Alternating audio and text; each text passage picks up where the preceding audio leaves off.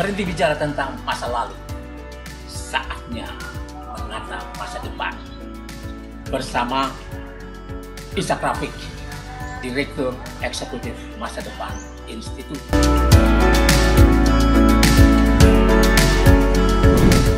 Assalamualaikum warahmatullahi wabarakatuh. Saudara-saudara sekalian, kita jumpa lagi. Anda bersama Ishak Rafiq, Direktur Eksekutif Masa Depan Institut. Panjangnya Institut Masa Depan Indonesia. Saya mau bicara santai saja dengan saudara-saudara sekalian, mahasiswa saya di seluruh Indonesia dan kawan-kawan sekalian, alumni perguruan tinggi di seluruh Indonesia. Ada sesuatu yang tidak sinkron dalam urusan negara kita. Bila seseorang diangkat untuk mengurusi rakyat, mengurusi kepentingan publik, maka tugas itu harus dijalankan. Karena dia dibayar untuk itu, juga mendapat fasilitas dan prestise dari jabatannya itu. Kalau dia menolak mengerjakannya, maka dia harus meletakkan jabatan itu dan mengembalikan gaji yang dia terima. Begitu cara mengelola negara. Misalnya Anda diangkat menjadi Dirut Pertamina atau Komut Pertamina. Tugas Anda adalah menyediakan BBM yang dibutuhkan rakyat. Misalnya dulu premium, solar, dan lain sebagainya,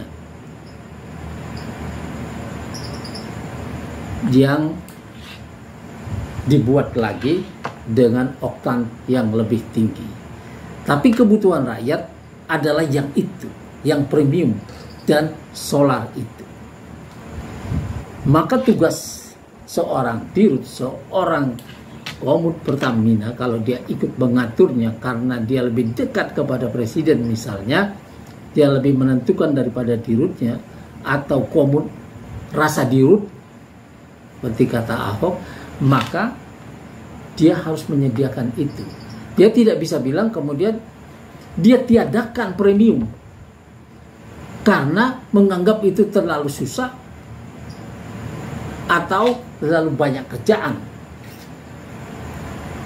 sehingga rakyat ya diharuskan membeli yang lebih mahal. Ini cara seperti ini sebetulnya tidak boleh terjadi, kecuali dia tidak mau mengerjakan itu, dia berhenti.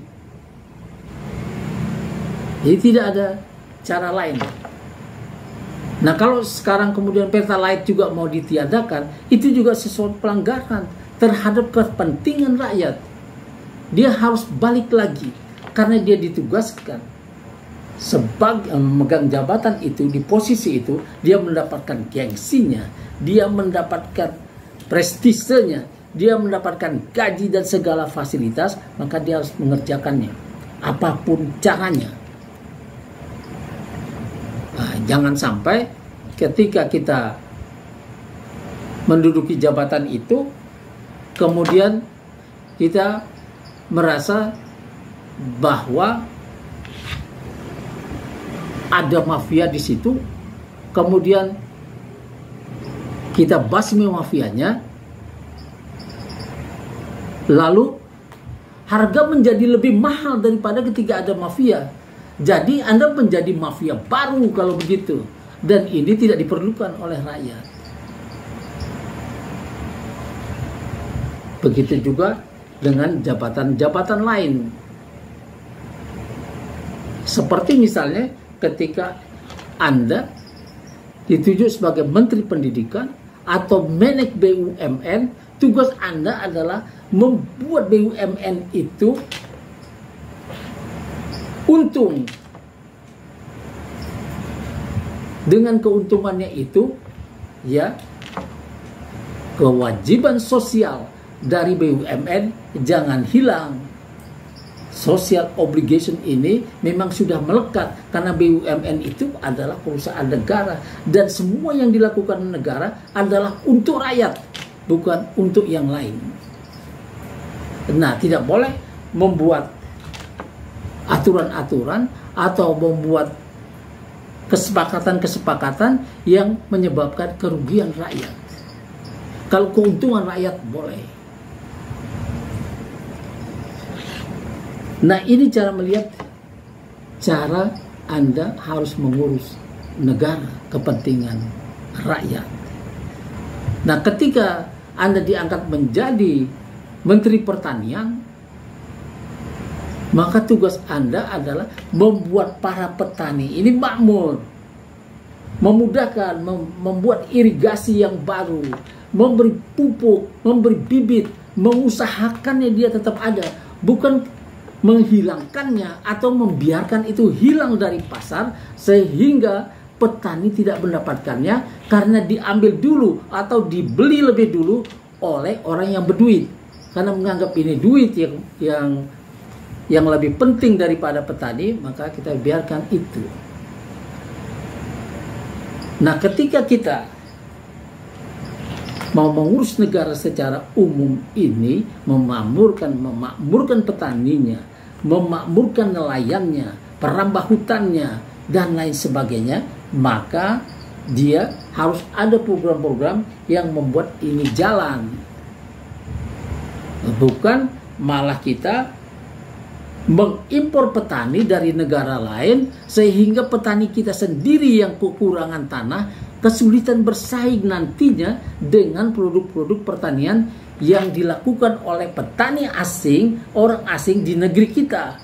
Mereka berproduksi di sini, balik lagi ke hulu.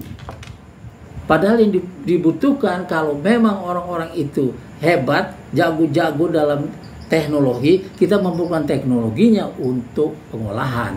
Tapi petani kita lah yang menjadi petani, tidak impor pangan. Semua produk yang bisa ditanam di sini. Ada 28 item yang kita impor setiap tahun, menghabiskan dana yang sangat besar, 100 triliun setiap tahun untuk impor itu, termasuk garam, minyak, dan lain sebagainya, beras, dan lain sebagainya. Ini tidak boleh dilakukan supaya petani kita bisa untung. Malahan pemerintah harus menjaga supaya barang-barang yang bisa dihasilkan oleh petani kita tidak diimpor dari negara lain lagi, berhenti. Dan semua yang bisa kita budidayakan di sini dikurangi impornya sampai suatu saat jadi nol. Begitulah cara mengurus negara.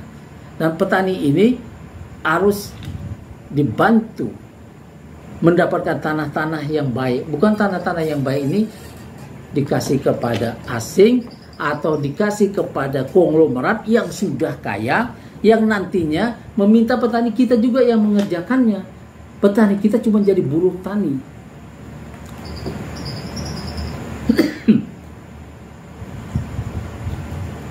Nah, ini bisa bikin bangkrut negara. Maka pemerintah baru harus memikirkan ini. Bagaimana apapun yang dilakukan, semua programnya harus mengarah pada kemakmuran rakyat, perlindungan terhadap rakyat. Tidak boleh lagi terjadi perebutan-perebutan tanah rakyat dengan alasan apapun, mau proyek strategis nasional atau yang lain, kawasan ekonomi khusus untuk para konglomerat ini. Jangan ambil tanah rakyat atau tempat-tempat yang sudah berpenghuni, cari yang kosong-kosong di sana. Itu pun harus dengan perjanjian yang benar. Wassalamualaikum warahmatullahi wabarakatuh.